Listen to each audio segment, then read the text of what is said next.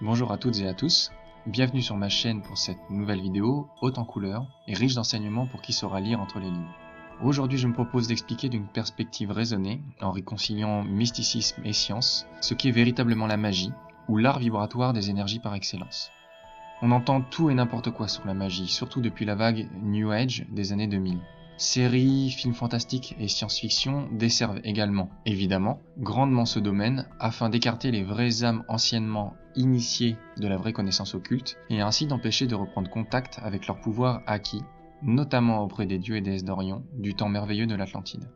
Je me propose donc de remettre modestement dans le carcan de la vraie science, celle hermétique, par un exposé que j'espère le plus juste possible, ce qu'est la magie, comment celle-ci fonctionne et pourquoi elle fonctionne ainsi. Mais avant d'entrer dans un exposé plus détaillé, il faut absolument rappeler que c'est le spirituel qui façonne le temporel, et non l'inverse. Et je vais vous le démontrer à nouveau par une métaphore que j'affectionne particulièrement tant elle est criante de vérité. Imaginez-vous sur une plage clairsemée de rocailles et de récifs acérés. Qu'est-ce qui a taillé ces roches? L'eau. Qu'est-ce qui a mis en mouvement les vagues? L'air. Qu'est-ce qui fait se mouvoir les vents? Le feu, où la chaleur émise par le soleil est la rencontre des courants d'air chaud et froid. Petite parenthèse, ces deux courants avatars de la dualité démontrent d'ailleurs une fois de plus en quoi cette dualité est absolument nécessaire à toute vie pour se mouvoir et évoluer dans notre dimension. Le soleil façonne donc la Terre en permanence. L'élément le plus spirituel, le feu, la lumière, influence constamment l'élément le plus matériel, la Terre. C'est donc par analogie le monde des idées, de l'énergie qui forge et structure la matière, le réel, le spirituel qui modèle le matériel. Gardez donc cette réalité structurelle en tête. Connectez-vous au concept énergétique, le monde du feu, et, par résonance, vous déploierez alors cette énergie dans votre vie, la Terre, le réel. Tout d'abord, il faut savoir et comprendre que tout est énergie. Même la matière la plus solide qui soit est de l'énergie, des atomes en constante vibration. La physique moderne a prouvé que la matière telle que nous la connaissons n'existe pas vraiment. Qu'elle n'est en réalité, comme le disait Einstein, qu'une forme condensée de l'énergie et que cette énergie, en perpétuelle vibration, ne serait que de la lumière condensée. Nous vivons ainsi dans un monde composé de vibrations et non de matière, au sens rationnel du terme. Et nous-mêmes sommes simplement un ensemble de vibrations. Les animaux, les végétaux, les minéraux, les humains, nos paroles, nos pensées, la musique jusqu'aux atomes, toutes ces choses vibrent. La différence par exemple entre l'ego et l'âme est simplement une question de vibration et de hauteur de fréquence. L'ego est la partie émergée de l'âme, sa partie vibratoirement la plus condensée. L'âme se trouve dans la 5e dimension, le monde superlumineux, au-delà du mur de la lumière, quand l'ego, lui, évolue dans la 4e dimension. De même, une autre analogie nous inviterait à démontrer que le soleil, l'air et l'eau ont une similitude de structure atomique, l'atome d'hydrogène. La seule différence, c'est le niveau vibratoire de cet atome, et également, bien sûr, les liens qu'ils entretiennent avec les autres éléments primordiaux. Le fait est que l'on retrouve le même élément, l'hydrogène, à différents niveaux ou dimensions. C'est ainsi que fonctionne l'alchimie d'ailleurs, qui vise premièrement à transmuter l'être. Pour transmuter le plomb en or, qui est certes une métaphore mais aussi une action scientifiquement réalisable, et que beaucoup d'alchimistes ont réalisé, il s'agit simplement de faire perdre un électron à l'atome de plomb, juste un. En quelque sorte, de mettre la materia prima, la substance métallique, sur une autre fréquence qui débarrasse ou chasse ainsi l'électron qui ne peut soutenir la transcendance vibratoire. C'est d'ailleurs également de cette manière que la Terre sera débarrassée de la racaille qui la pollue par le maître de l'alchimie, Enki, qui peu à peu aidera à élever la fréquence vibratoire de la Terre. On l'observe d'ailleurs actuellement avec l'augmentation incessante de la résonance Schumann, le cycle électromagnétique de la magnétosphère qui protège la Terre. Couleurs, sons, pensées, émotions, paroles, objets, chacun va vibrer à son propre niveau vibratoire. Les chakras indiquent d'ailleurs clairement ces différents niveaux d'énergie. Exemple, la parole va être reliée au 5e chakra, les émotions au 3e, les sentiments au 4e, les désirs au 2e, les pensées au 6e, etc., etc. Un peu comme les notes de musique formant une octave. Chaque chakra étant également relié à une couleur, sachant que chaque couleur vibre selon une longueur d'onde spécifique. Parlons maintenant un peu de ce sujet passionnant et assez occulte qu'est l'ADN. Notre ADN vibre également et, a fortiori, nos cellules aussi, formant notre aura unique propre à chaque individu. Bien que la qualité ou l'état de cette aura dépendra de notre humeur, de notre état de santé, psychique, mental, etc. etc. Nous émettons nous-mêmes un champ magnétique. Et ce champ magnétique a notamment été mis en évidence par le procédé de photo Kirlian, qui permet de photographier les auras des individus. Le son permet de modifier cette fréquence énergétique vibratoire. D'où l'importance d'une juste vocalisation, de certains mantras, de certaines formules magiques, ou même tout simplement de parole.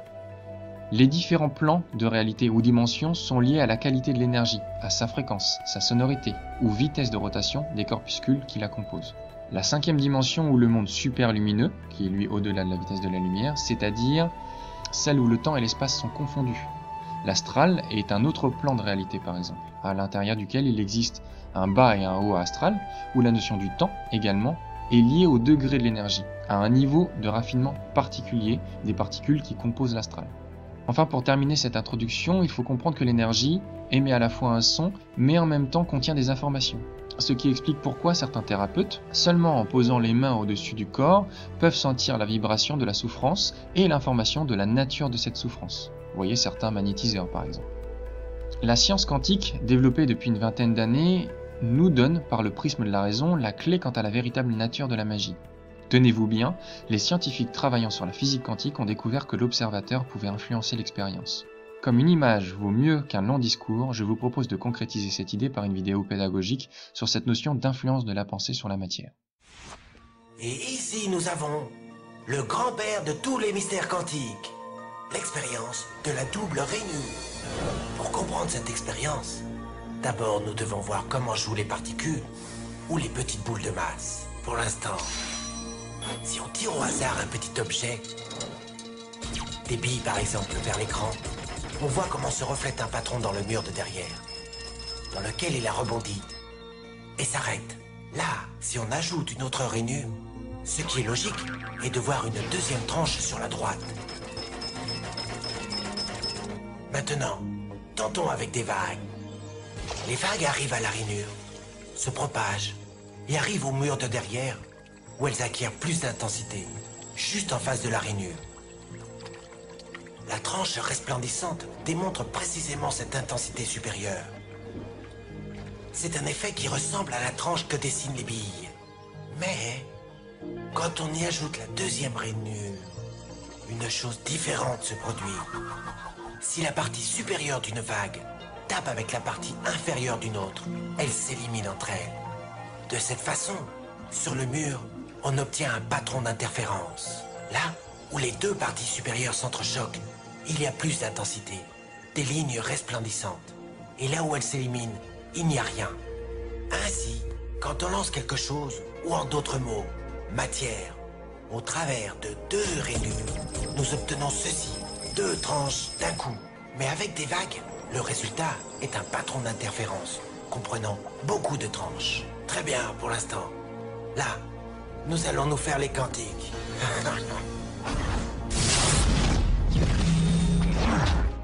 Un électron est un tout petit morceau de matière, comme une toute petite bille. Lançons une rafale au travers d'une rainure. Elle se comporte comme les billes, seulement une tranche. Si nous lançons ces tout petits bouts au travers des deux rainures, deux tranches devraient se dessiner comme c'est le cas des billes. Quoi? Un patron d'interférence? Nous avons lancé des électrons, des petits bouts de matière, mais on dirait un patron avec les vagues, et non pas comme avec les billes. Comment des bouts de matière peuvent-ils générer des patrons d'interférence, comme une vague? Cela n'a pas de sens. Mais les physiciens sont très intelligents. Ils ont pensé... Peut-être les petites balles rebondissent les unes contre les autres et créent ce dessin. Donc, ils décidèrent de lancer les électrons un par un. Ainsi, ils ne pouvaient pas se porter préjudice les uns aux autres. Mais ils ont tenté le coup pendant 1 heure et ont vu le même patron d'interférence se créer. Nous ne pouvons pas ignorer la conclusion. Chaque électron part comme une particule, devient une onde de possibilités, passe par les deux rainures et interfère avec lui-même, jusqu'à ce qu'il tape le mur comme une particule. Mais mathématiquement, c'est encore plus curieux. Elle passe par les deux rainures et par aucune d'entre elles. Elle passe par une et passe par l'autre. Toutes ces possibilités sont superposées les unes avec les autres. L'expérience déconcerta énormément les physiciens, au point qu'ils décidèrent de regarder avec attention pour décider par quelle rainure l'électron passait-il en réalité. Ils ont mis un dispositif de mesurage juste à côté de l'écran des deux rainures pour voir par laquelle elle passait. Et ils lancèrent l'électron. Mais le monde quantique est beaucoup plus mystérieux de ce qu'ils pouvaient imaginer. Quand ils regardèrent, l'électron recommença à se comporter comme une petite bille. Il dessina un patron de 2 tranches et non pas un patron d'interférence. La même action de mesurer ou observer par quelle rainure elle passait a fait qu'elle ne passe plus que par une et non pas par les deux. L'électron décida d'agir de façon différente, comme s'il était conscient qu'on l'observait. Et c'est à ce moment-là que les physiciens sont entrés pour toujours dans l'étrange sous-monde des événements quantiques. Qu'est-ce que la matière? Bille ou vague? Et des vagues de quoi? Et qu'a à voir l'observateur avec tout cela? L'observateur a détruit la fonction de vague avec le simple regard. En clair donc, la pensée influence directement la matière, proche mais aussi lointaine. Telle est la magie, agir sur l'énergie composant l'univers par l'empire de la pensée ou du verbe. Sachez que pensée et verbe sont très proches dans les traditions hermétiques puisque l'on parle notamment de logos pour les deux. Mais allons plus loin encore. Ils ont découvert qu'en fonction de l'observateur, en fonction des êtres présents, une particule de matière pouvait changer de nature, d'expression. En clair, nous modifions quotidiennement le réel avec nos pensées. Et ça, la physique quantique, à l'heure actuelle, le démontre sans aucun problème. Une autre information d'importance à comprendre pour bien saisir ce qu'est la magie, il a été démontré que 2 corpuscules élémentaires qui étaient primordialement unis puis séparés pouvaient changer de nature en même temps, instantanément, même s'ils étaient séparés d'un bout à l'autre de la galaxie. 2 objets, 2 électrons créés en même temps, sont entrelacés. Envoie-en un à l'autre bout de l'univers. Et maintenant, fais quelque chose à l'un des deux. L'autre réagira à l'instant. À l'instant. Ou l'information voyage à une vitesse infinie. Ou, en réalité, elles sont toujours connectées. Elles sont entrelacées. Et comme tout était entrelacé lorsque s'est produit le Big Bang, la conclusion est que tout reste en contact. Autrement dit, si l'un de ces 2 corpuscules change d'état, immédiatement, l'autre corpuscule change lui aussi similairement d'état. Ce qui explique la transmission parfois immédiate d'idées ou de pensées entre les dieux et nous, mais aussi leur capacité de déplacement extrêmement rapide, notamment par le voyage astral, ou même la télépathie qui peut se produire entre 2 personnes qui sont à l'autre bout de la planète et qui soudainement pensent l'une à l'autre, et s'appellent à ce moment-là par exemple. Et c'est aussi pourquoi Enki connaît chacun de ses enfants humains, puisque nous possédons son ADN en nous, des gènes issus de lui, et donc que nous avons une connexion sacrée et profonde avec lui. C'est pourquoi dès lors que nous comprenons que Shiva est constamment avec nous, car en nous-mêmes, en puissance bien sûr, ou en latence dans nos gènes, attendant d'être éveillé et accompli, nous avançons alors d'un degré de compréhension supérieur, et donc de conscience plus élevée sur le chemin de l'évolution spirituelle. Shiva est le souffle, la vie qui m'anime. Je suis donc Shiva par le souffle lorsque je respire en pleine conscience lors de mon yoga par exemple, qui signifie union. J'accueille donc Shiva en moi, la conscience divine, par une concentration et une attention supérieure sur ma respiration. C'est pour cette raison que la maîtrise du souffle, comme on va le voir un peu plus tard, l'art du contrôle de sa respiration est fondamental dans toute pratique magique, quelle qu'elle soit. Parlons maintenant des travaux du professeur japonais Emoto. À l'aide de l'analyse de résonance magnétique, le scientifique et guérisseur Masaru Emoto, malheureusement récemment décédé, a réussi à percer plusieurs des mystères de l'eau et il a légué tout son savoir extrêmement intéressant à l'humanité qui nous permet de voir plus clair quant au fonctionnement de la magie. Il a passé sa vie à étudier l'eau et il a réussi à prouver l'hypothèse de la mémoire de l'eau, c'est-à-dire qu'elle réceptionne et garde en elle toutes les informations, énergie, fréquences qu'elle capte, que ce soit les vibrations des mots, de nos pensées, de la musique, mais aussi des ondes comme celles des portables, du Wi-Fi ou encore de la télévision. Il a aussi développé un procédé simple. En photographiant des cristaux d'eau, il a remarqué que plus l'eau était pure comme l'eau des lacs et des montagnes, plus les cristaux qu'elle produit sont géométriquement complexes et beaux. Alors qu'au contraire, l'eau du robinet de villes comme Londres, Tokyo ou Paris, de par le fait qu'elle subit plus de pollution énergétique, ne se cristallisait quasiment pas et ne créait pas de forme géométrique très harmonieuse. À partir de cette constatation, il a pensé qu'on pouvait inversement réinformer l'eau avec des vibrations positives, donc que ce soit par la pensée, la musique, même une photo, un mot, ou tout simplement l'envoi d'une énergie positive, dans le but de l'améliorer et de la purifier. Ce chercheur japonais a donc découvert que la structure de l'eau, l'élément de l'astral, pouvait être modifiée par la musique, d'où l'importance de vibrer mantra et runes pour modifier la structure de votre ki, de votre chi, l'énergie circulant à travers vos méridiens et vos cellules, et de réveiller par là même les gènes qu'Enki nous a transmis, mais aussi d'écouter des musiques d'une bonne nature et de bonne qualité, ne serait-ce que pour élever vos propres vibrations. La structure de l'eau pouvait être modifiée par un message écrit aussi, d'où l'influence parfois positive ou négative de certains symboles, comme par exemple la croix de Jésus, qui est un symbole de scellement énergétique de l'humanité, qui est présent par exemple sur le bord des routes, ou même à plein d'endroits et qui influence directement non seulement votre aura, mais aussi votre subconscient. Et enfin, la structure de l'eau pouvait être aussi influencée par la pensée, puisqu'il a découvert et il a démontré que l'effet de la prière et de la pensée pouvait modifier la structure de l'eau. Voici donc une preuve des effets de la magie ou de l'influence de la pensée sur la matière. Allons un peu plus loin. Sachant que le corps est composé à un fort pourcentage d'eau, imaginez ce que votre pensée, en agissant sur l'eau à l'intérieur de vous, peut modifier et transformer en vous. En vous, mais aussi sur votre entourage, plus ou moins proche en fonction de la qualité des pensées, de la force de l'esprit ou du degré de conscience. Votre état d'esprit influence donc directement le niveau vibratoire de votre structure énergétique qui, elle-même, influence l'état de votre santé, en modifiant votre énergie électromagnétique cellulaire.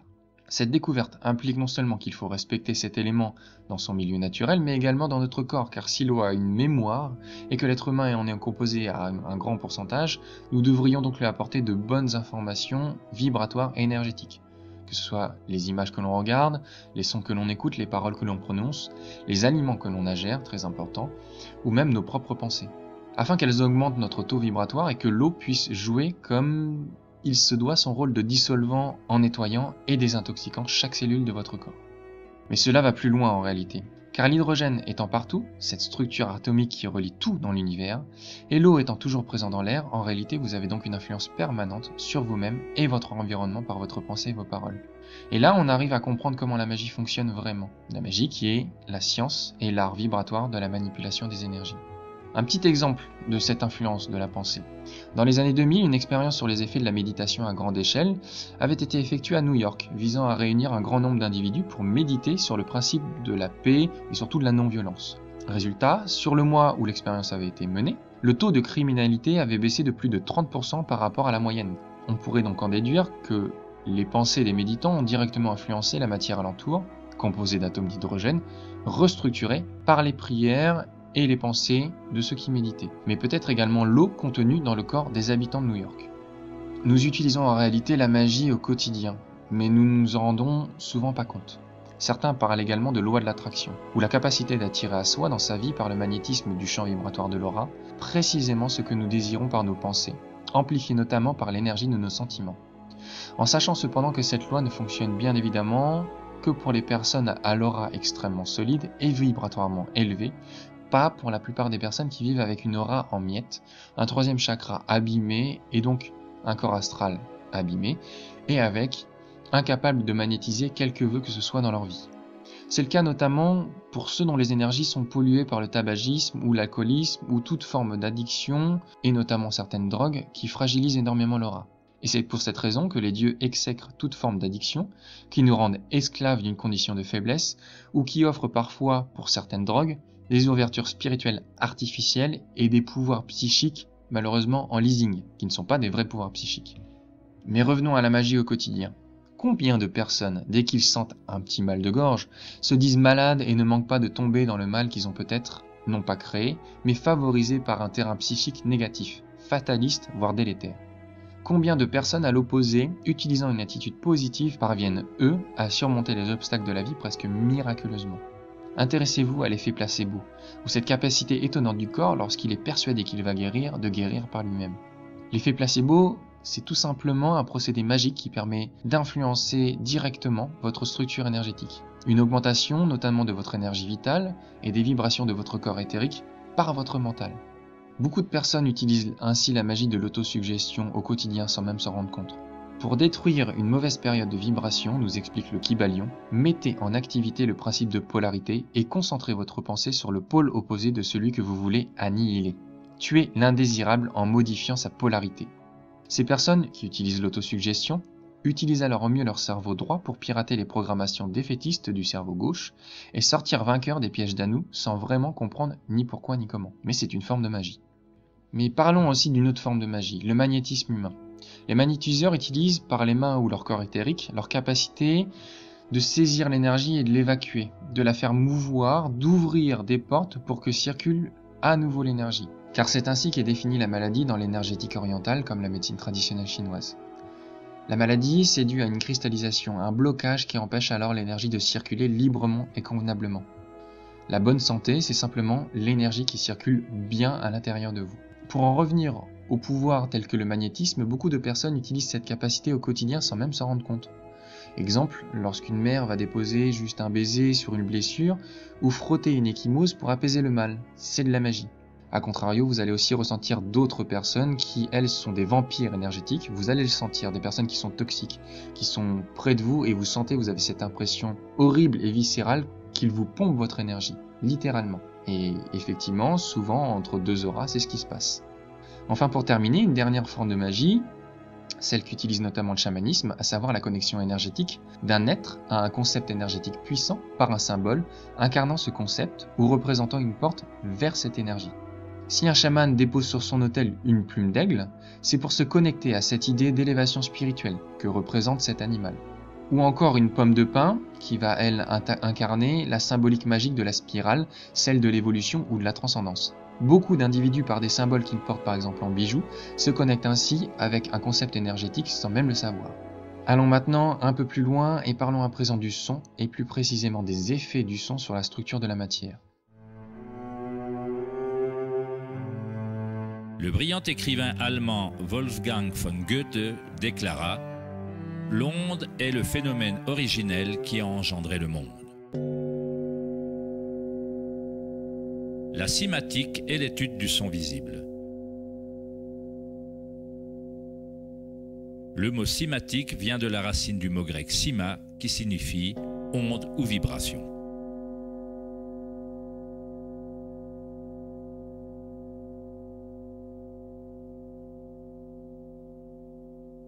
Ernst Chladni, un musicien et physicien allemand du 8e siècle, fut un des premiers scientifiques occidentaux à étudier sérieusement le phénomène de l'onde.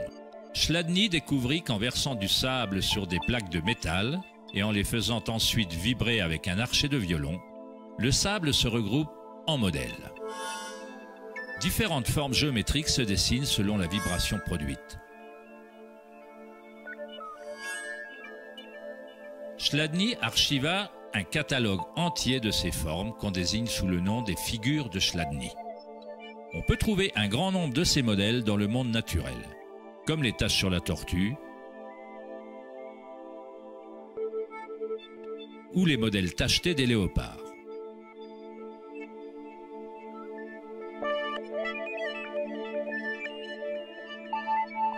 Étudier les modèles de Chladni ou la cymatique est la manière secrète dont les fabricants de guitares de haute gamme, de violons et d'autres instruments déterminent la qualité du son de leurs instruments.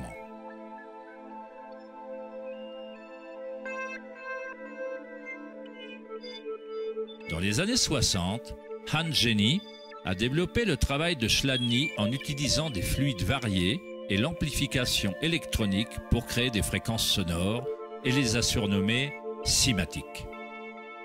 Si on fait passer de simples ondes sinusoïdales à travers un plat rempli d'eau, on observe des modèles dans l'eau. Différents modèles d'ondulation apparaîtront selon la fréquence de l'onde. Plus la fréquence est élevée, plus le modèle est complexe. Ces formes peuvent être répétées, elles ne sont pas le fruit du hasard. Plus on observe, plus on commence à voir la façon dont les vibrations arrangent la matière en forme complexe à partir de simples ondes répétées. La vibration de l'eau ressemble au modèle d'un tournesol.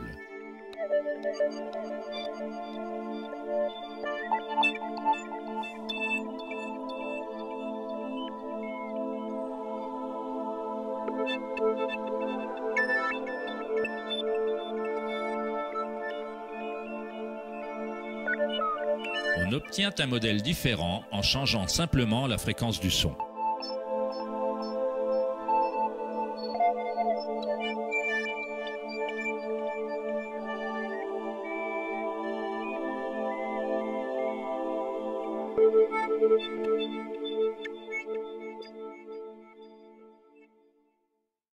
Conclusion donc de cette vidéo, la structure des grains de sable est transformée par le son. D'où l'importance encore une fois de vibrer correctement les mantras avec cadence et rythme pour s'assurer d'une véritable transformation énergétique et, j'oserais dire, génétique, puisque notre ADN baigne dans une matière liquide elle-même très sensible à l'influence du son. Quelques exemples pour comprendre comment cela se traduit au quotidien. Une mère qui fredonne, un enfant qui fait de la balançoire, un couple qui danse, tout ça, ce n'est que de l'énergie en oscillation, en vibration. Les tambours du chaman supposés faire tomber la pluie. Et d'ailleurs, vous remarquerez que les Indiens chantent le vocable Eya à plusieurs reprises, oscillation qui entre alors en résonance avec les couches subtiles de l'énergie de l'air pour convoquer la pluie.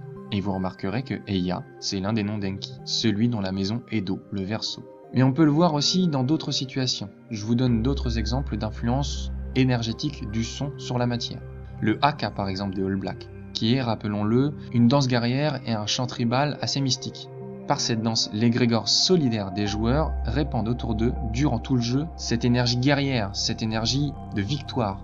Encore un autre exemple, le samouraï est le son qui tue ou pétrifie. Exemple de Musashi Miyamoto, un samouraï célèbre qui gagnait ses combats juste en criant. Et vous retrouvez là ce kiai, le cri martial, poussé dans les arts martiaux en même temps que le coup donné. Vous remarquerez aussi, vous avez peut-être déjà vu une mère ou un père qui a peur pour son enfant arrêter cet enfant par le cri, en l'appelant, et l'enfant est littéralement tétanisé par cette énergie-là, par ce cri-là. D'ailleurs, les animaux utilisent aussi la magie avec leur cri également, comme le lion ou le tigre par exemple.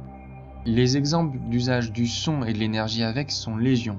Un autre exemple, la Marseillaise et les tambours pour donner de l'entrain à la guerre et chasser des corps par la musique, la peur qui nous les entraille. C'est un exemple d'acte magique ou de mise en mouvement de l'énergie parmi tant d'autres. Les applaudissements également, ou les klaxons pour émettre une colère ou prévenir d'un danger. Donc, la magie, on l'utilise au quotidien par le son qui va mettre en mouvement cette énergie.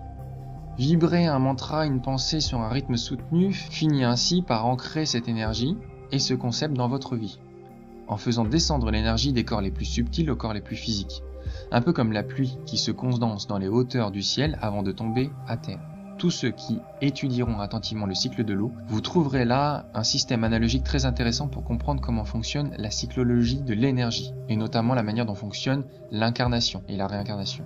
Pour aller un peu plus loin, si vous vous demandez comment les blocs de pierre gigantesques de par le monde ont été déplacés par ce que Jacques Grimaud appelle les anciens bâtisseurs, ne cherchez plus, c'est le son. Le son et la vibration, et les pouvoirs télékinésiques extrêmement puissants chez eux. Et je vais vous le prouver et vous le montrer par une vidéo.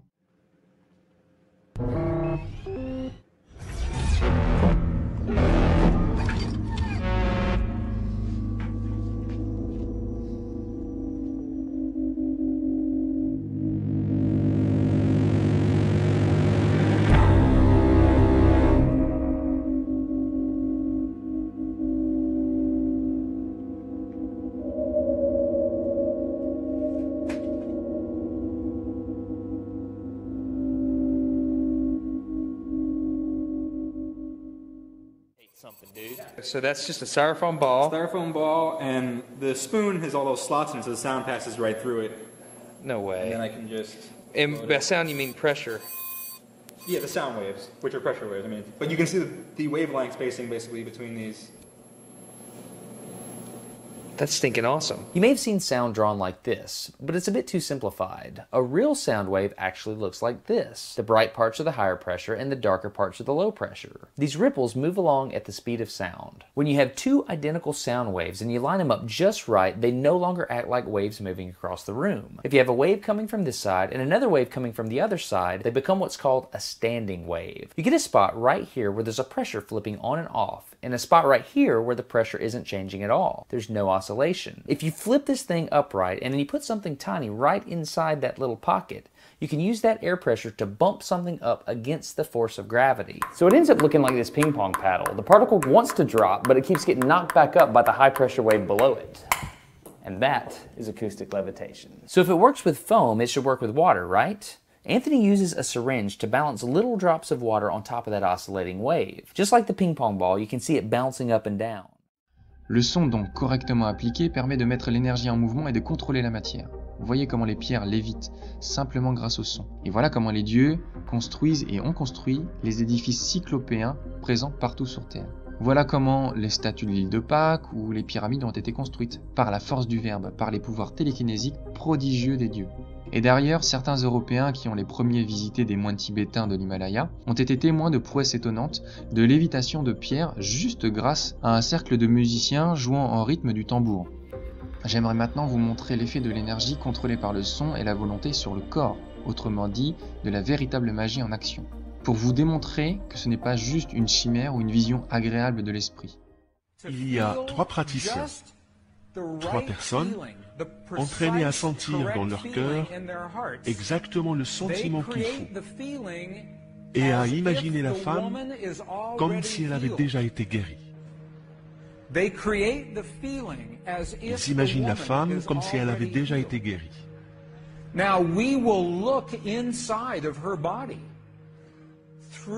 Nous aurons la possibilité de voir à l'intérieur de son corps, à travers un sonogramme.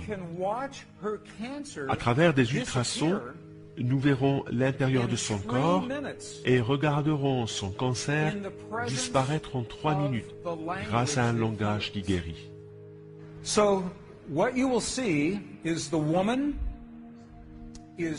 Vous allez donc voir une femme qui est réveillée, consciente, et elle n'a pas subi d'anesthésie. Elle croit au processus, elle croit dans ce qui est en train de se passer. Et il y a 3 praticiens qui sont entraînés à créer un sentiment dans leur corps et à imaginer la femme comme si elle avait déjà été guérie.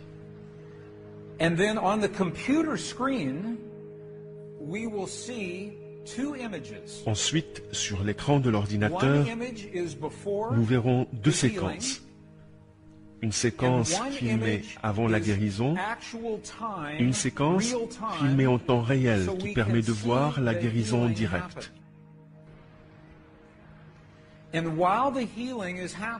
Et pendant que la guérison a lieu, vous entendrez les praticiens chanter un mot. And I want you to know there is no magic in the word. It could be any word. Je voudrais que vous sachiez qu'il n'y a aucune magie qui entoure le mot lui-même. Ça pourrait être n'importe quel autre mot. Mais le mot que vous entendrez est celui que les praticiens ont choisi, parce qu'ils pensent que ce mot va renforcer en eux et leur dicter un sentiment bien précis. Ils se sont donc mis d'accord sur le mot qui allait créer ce sentiment bien précis en eux. Mais il aurait pu s'agir de n'importe quel autre mot. Je voulais que vous sachiez ça. J'explique ça maintenant et j'y reviendrai lors du visionnage du film. Bien, le son est baissé. The healing of a 3-inch diameter bladder cancer inside the body of a woman who, by Western medical standards, had been diagnosed inoperable. So in the video documentation, the film shows a woman lying on in a hospital room. She's fully awake, she's fully conscious, she believes in the process that's about to happen. Before her, there is an ultrasound technician who is running an ultrasound wand over her lower abdomen that we can see on a split-screen television.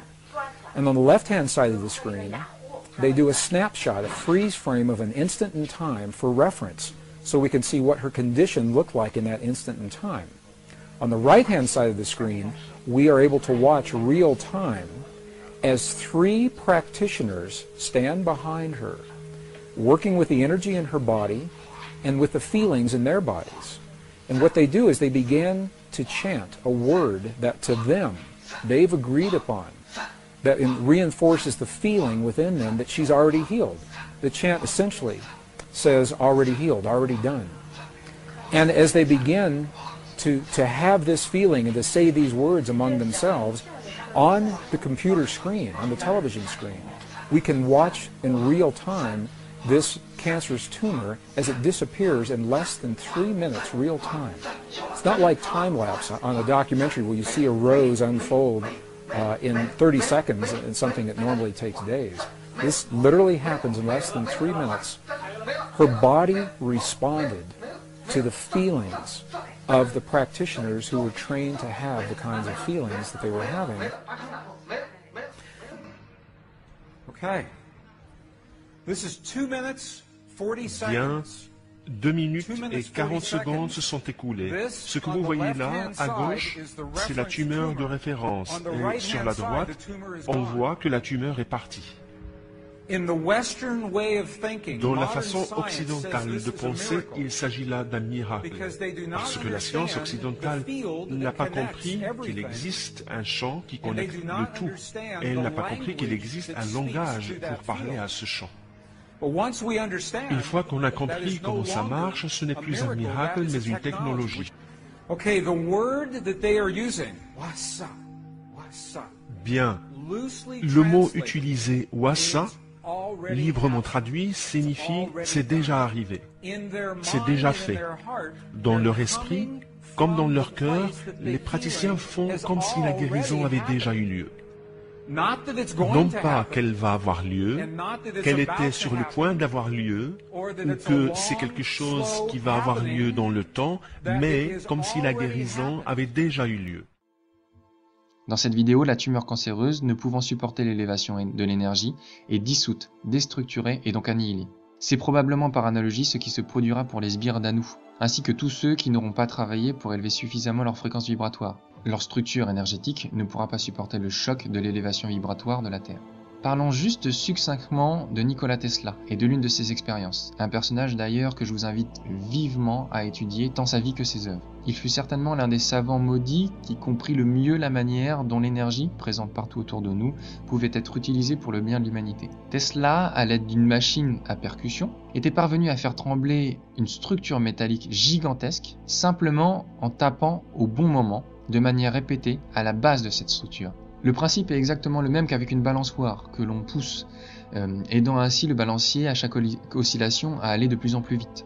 Nous aborderons à nouveau cette métaphore lorsque nous aborderons la prophétie de Thoth, prophétie qui traite des années à venir, de la chute du système d'Anu et du retour des dieux. D'où l'importance donc dans la maîtrise de la magie du rythme et de l'oscillation.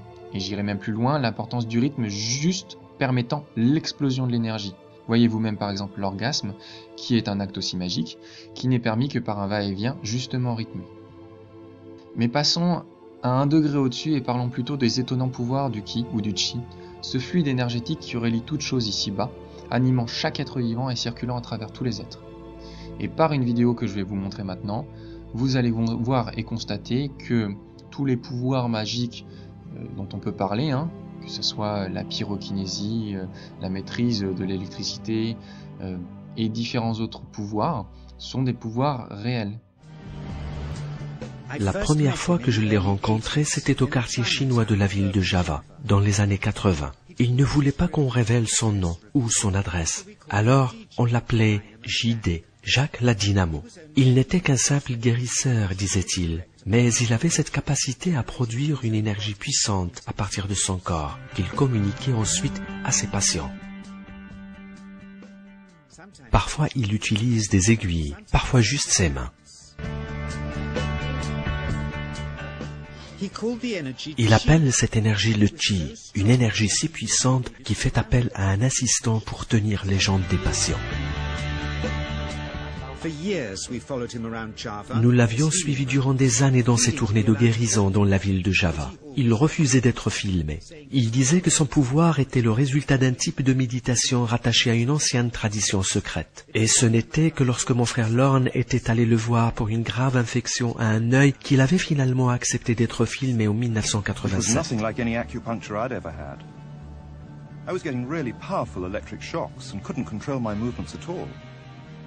Yin yang, positive and negative, you know. And my positive from here and my negative from here, and we meet together, this can get like electricity. And is this because you're special? You have a special sort of it's meditation every day. It's meditation that does it. Meditation every day. Like you can touch me, like this. It's nothing, okay? It's my burn. Just like this. Notre preneuse de son a elle aussi eu droit au choc électrique.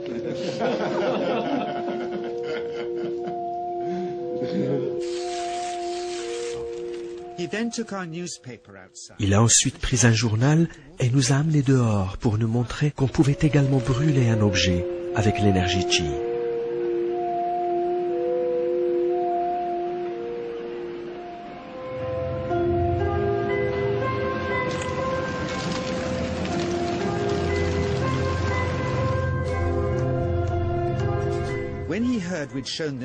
Lorsqu'il a appris que nous allions montrer ce film en public, il était très contrarié. Et il a refusé de nous recevoir de nouveau, malgré nos nombreuses tentatives. Après quelques années, nous commencions à désespérer de le revoir un jour. Mon frère Lorne ne l'a plus revu, car en 1997, il était déjà mort, quand je me suis de nouveau retrouvé avec JD, et c'était mon tour cette fois-ci d'être traité pour un problème d'yeux. Ce n'était pourtant pas la raison pour laquelle j'étais allé le voir. C'était en effet lui qui m'invitait cette fois-ci, car il avait des choses importantes à me dire. Il revenait d'un voyage de 2 ans où il était allé méditer en solitaire dans les fins fonds de Bornéo. Il pensait que l'histoire de l'humanité avait connu de grands changements et que l'ancienne sagesse avait tendance à disparaître. Il m'avait donc appelé pour le filmer, mais juste ce qu'il faut, histoire de nous rappeler que nous avons tous des pouvoirs insoupçonnés en nous et que lui-même n'avait rien de particulier si ce n'est le fait qu'il s'était entraîné à être en éveil. En tenant le patient, Joe, le caméraman, a dû utiliser tout son poids pour rester à son contact. L'énergie chi était si forte qu'elle le repoussait. JD semblait pouvoir contrôler l'amplitude de son chi, à la manière d'un variateur de lumière. Le chi provoquait des réactions incontrôlables chez ses patients ainsi que chez les personnes qui les tenaient.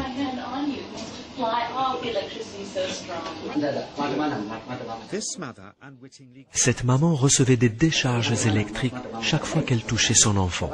Et comme il ne cessait de bouger, elle était obligée de le tenir et de faire contre mauvaise fortune bon cœur. Parfois, on voyait clairement le chi circuler dans le corps du transmetteur également. Cette énergie chi n'est que la surface de ce que la méditation permet de faire.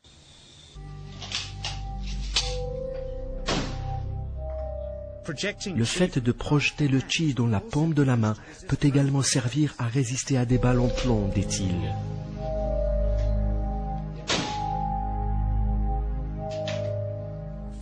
D'abord, on commence par apprendre à distinguer le chi-yin de chi-yang dans le corps, explique-t-il.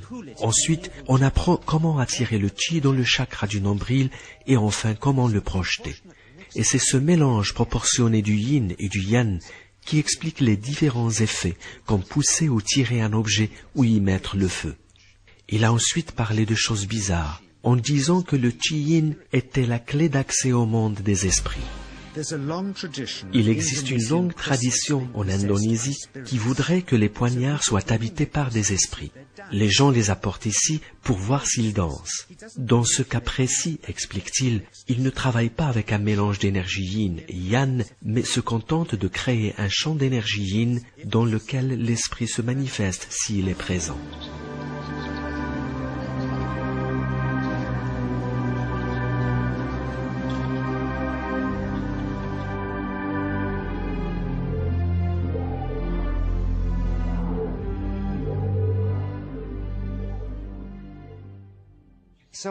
J'ai donc invité une petite équipe de scientifiques américains pour tester avec des instruments de mesure si ce que disait JD était vrai. Et si c'est le cas, où situer alors cette énergie sur le spectre électromagnétique? Catherine Cook, directrice générale de la Fondation des sciences de l'esprit dans le Texas. Le docteur Nielsen, médecin suédois et navigateur international. Le docteur Greg Simpson, physicien à l'université d'Albert Einstein à New York. Et Anjas Paulak, un des étudiants australiens de JD. Mes invités étaient tous convaincus de pouvoir trouver des preuves de fraude en un rien de temps. Greg est le premier cobaye. Il se sent gêné de devoir avouer qu'il sent quelque chose. Tandis que le docteur Roger ne sait pas à quoi s'attendre.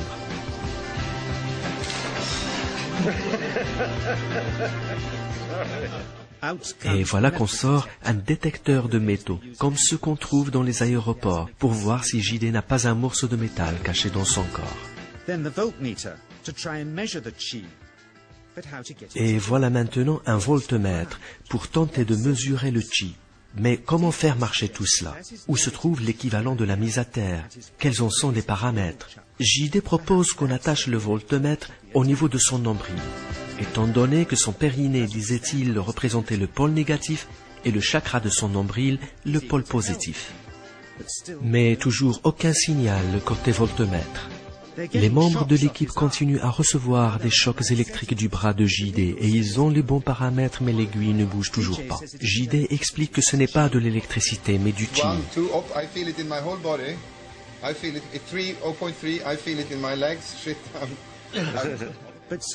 Soupçonnant des trucages qu'ils ne pouvaient trouver chez lui, les membres de l'équipe ont insisté pour qu'on aille dans une chambre d'hôtel choisie au hasard quelques kilomètres plus loin, pour voir s'il peut allumer une ampoule électrique avec ses doigts. La mise à terre de l'ampoule sur le mur étant impossible, c'est Greg qui tient l'un des fils, tandis que JD pompe du chi dans l'autre. Les ampoules sont des ampoules à diode électroluminescentes qui s'allument avec des couleurs différentes en fonction de l'intensité du courant. Tout allait bien et JD était content aussi de l'expérience jusqu'au moment où il nous invite tous chez lui, où il essaie de faire passer un pic à travers la table. Ne réussissant pas à le faire passer par-dessus à cause du plastique laminé, il essaie de le faire passer par-dessous en le faisant pénétrer dans du vrai bois.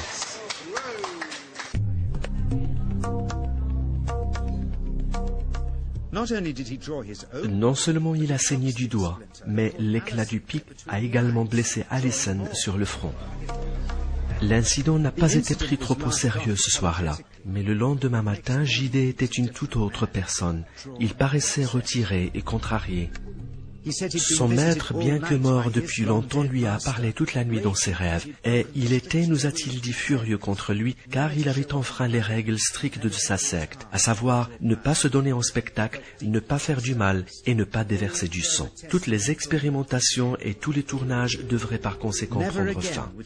Ces expériences ne seront plus jamais montrées en public, et il ne pourra plus accepter de nouveaux étudiants.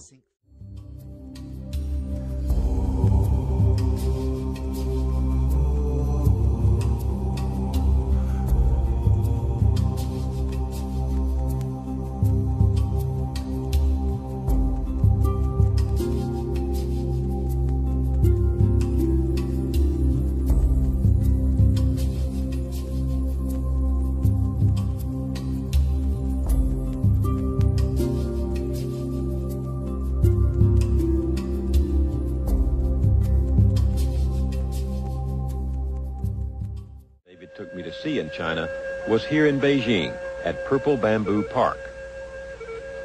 If you can believe that there is an energy called qi flowing through the body, that it can be felt and manipulated, then perhaps you can see why some Chinese go one step further. They call this teacher Master Shi, and he tells his new students, come here every morning at dawn for 3 years, and then I'll know you're serious. 3 years? Right, and that's just the beginning? Yes, but I'm warning you, Bill. What Master Shi claims he can do just doesn't look real.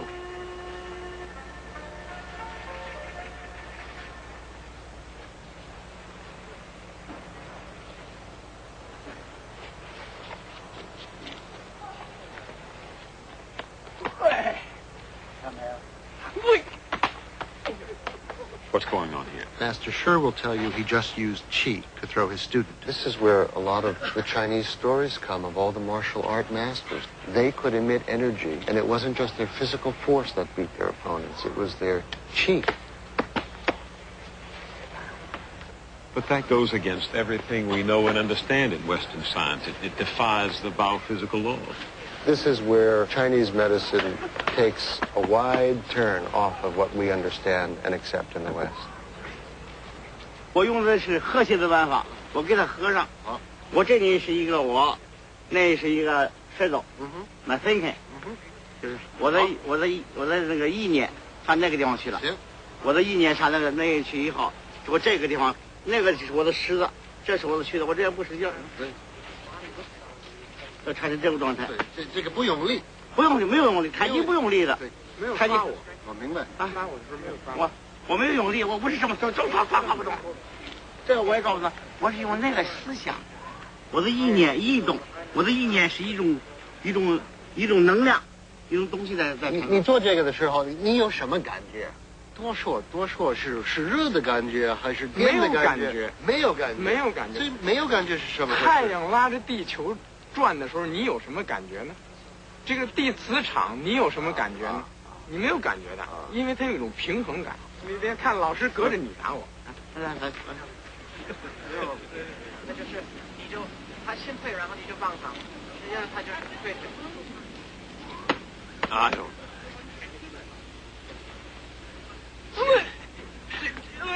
Look at his hand. His hand trembles when he does that. Look, yeah, there it is.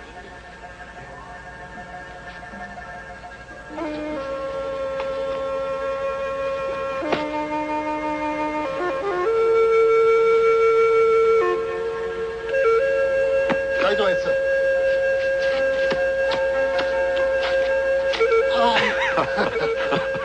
教他没有关系的，退不了啊。退不了呢，这样。啊，这是够的。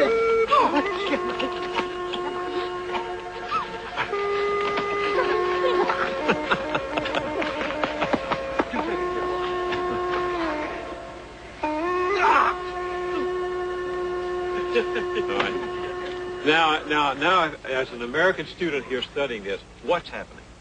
What happens is, let's say, so I practice a lot of hard martial arts. I go in with my strength, and I push as hard as I can. And actually what happens is, his energy goes out of his body and into your body. So that you become sort of a marionette on strings. Where if he wants to all of a sudden jerk you with just energy, he doesn't have to move his hand. Suddenly every muscle in your body, every cell, expands or contracts. But that defies all the biophysical laws as we in the West understand them. You don't emit energy. That's not the nature of things. Well, I guess we have to advance our techniques of studying because whether I want to believe it or not, I cannot affect him. I've studied a lot of hard martial arts. I can hurt people. I can do all sorts of things with my feet, my hands.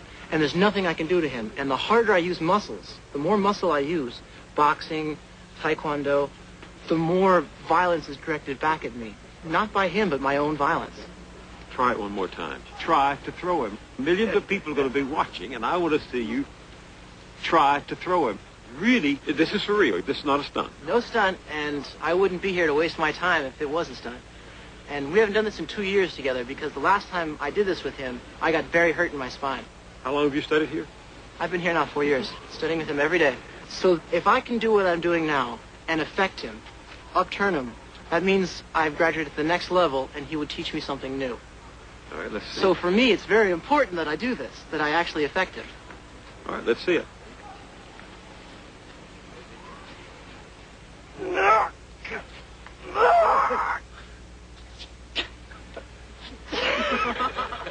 Come on, Andrew, give it the old heave-ho. Come on, Andrew, it doesn't look real.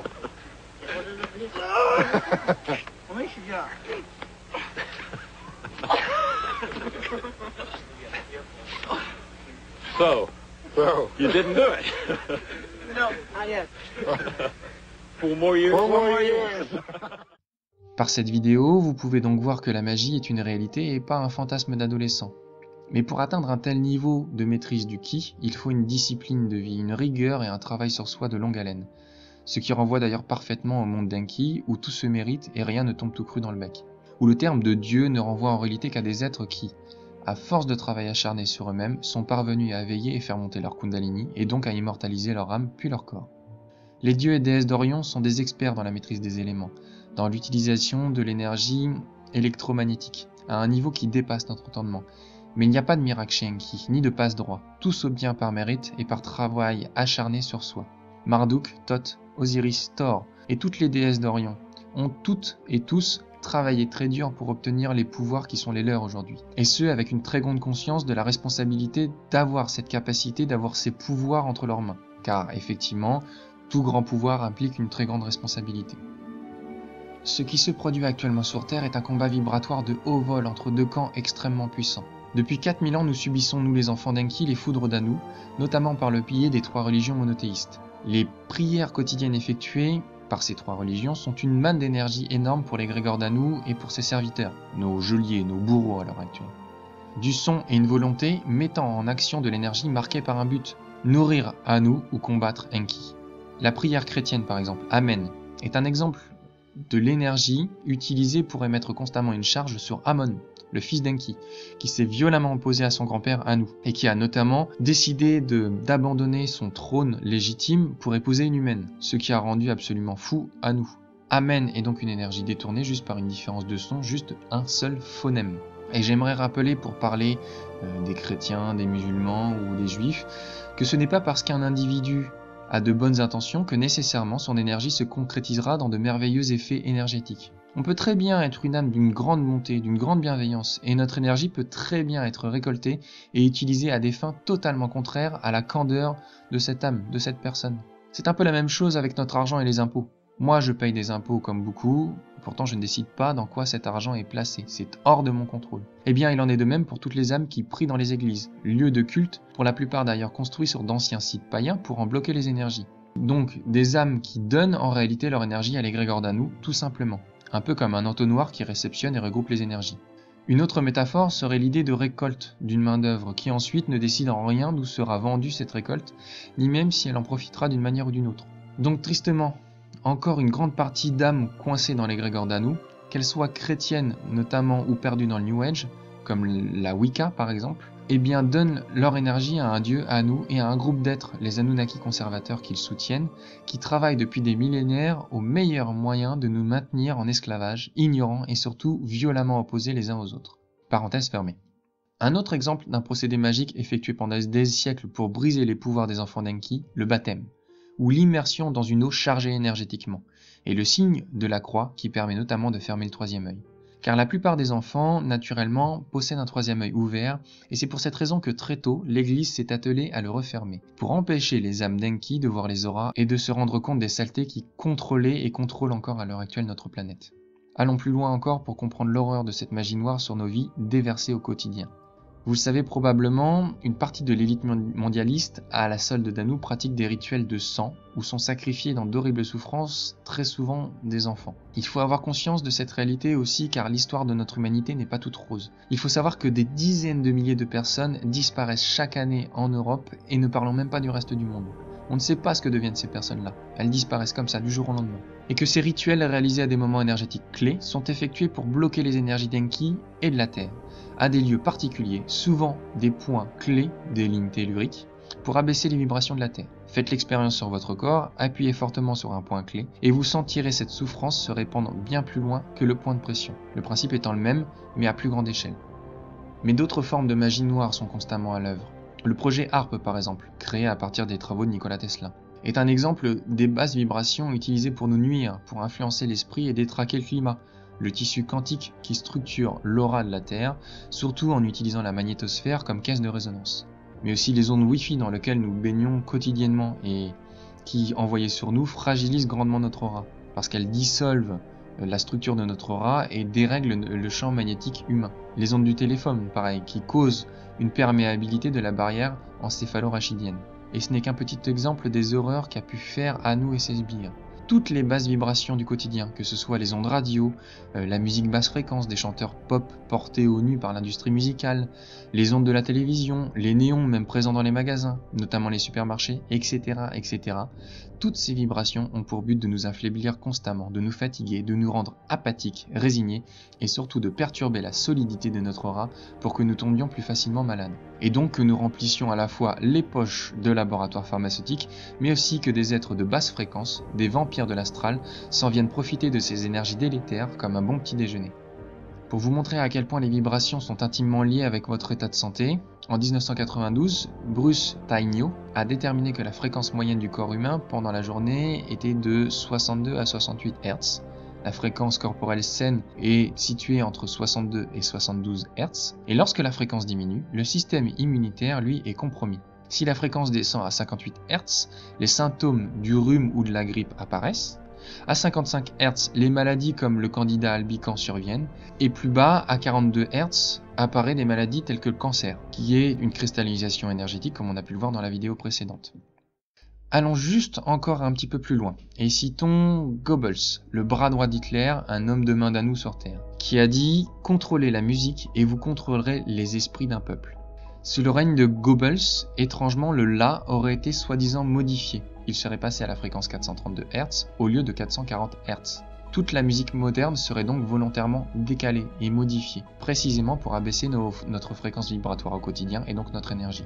Depuis 4000 ans, Enki et les dieux et déesses d'Orion, par les âmes incarnées sur Terre, se sont battus aussi pour élever les fréquences vibratoires. Par exemple, des êtres comme Mozart, des âmes d'Enki, ont été missionnés sur Terre pour en élever les fréquences vibratoires grâce à sa musique. Capable d'écrire par exemple une symphonie à 5 ans ou 6 ans, mort très tôt car épuisé par son travail. En réalité, il était descendu sur Terre pour remplir la mission demandée par Enki avant de remonter sur Orion.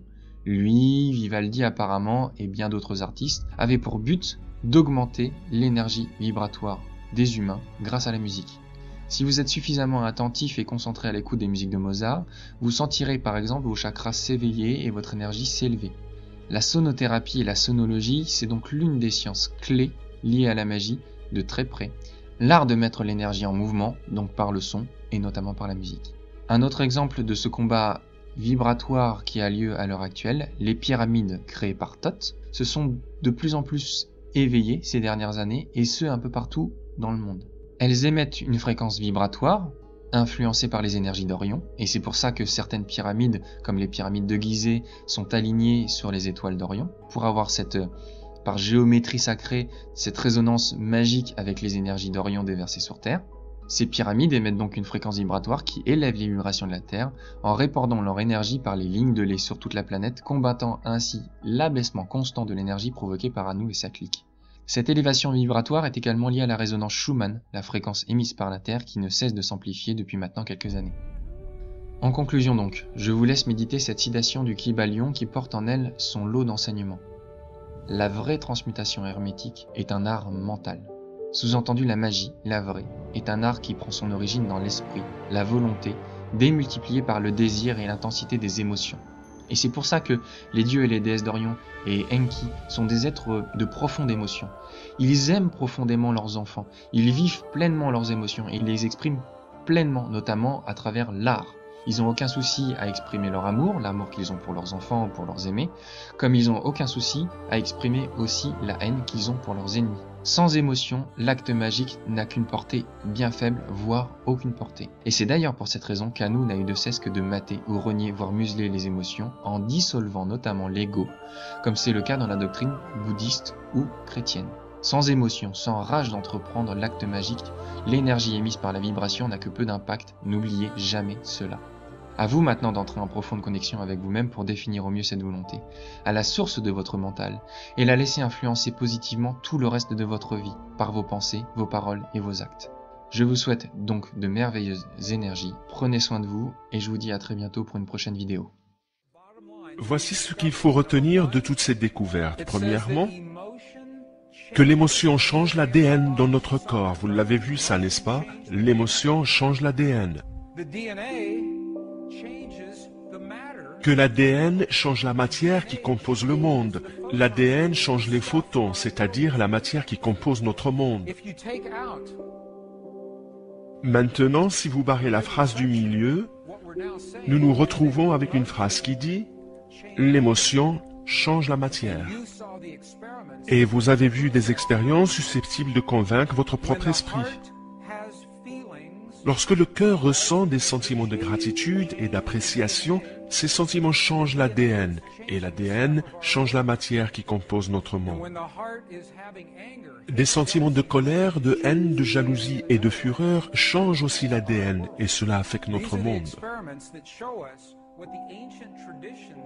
Ces expériences nous ont montré ce que les traditions anciennes ont toujours affirmé, à savoir que vous possédez un pouvoir en votre corps qui affecte le monde qui vous entoure. Donc, lorsque nous avons un sentiment dans notre cœur, nous créons des ondes électromagnétiques dans notre corps qui ne se limitent pas à notre corps, mais agissent sur le monde qui nous entoure. Et ce qui est intéressant, c'est que ces expériences ont montré que la portée de ces ondes ne se limite pas à 2 ou 3 mètres. Ce sont des ondes qui peuvent être ressenties à des kilomètres à la ronde par rapport à leur source d'émanation. Donc, en ce moment même, cette salle a des effets sur l'Italie, au-delà des confins de ce bâtiment, au-delà de ces murs. Et vous verrez cet après-midi comment lorsque de nombreuses personnes nourrissent un même sentiment, lorsque plusieurs cœurs se mettent ensemble pour créer un sentiment unique, comment cela peut changer le monde.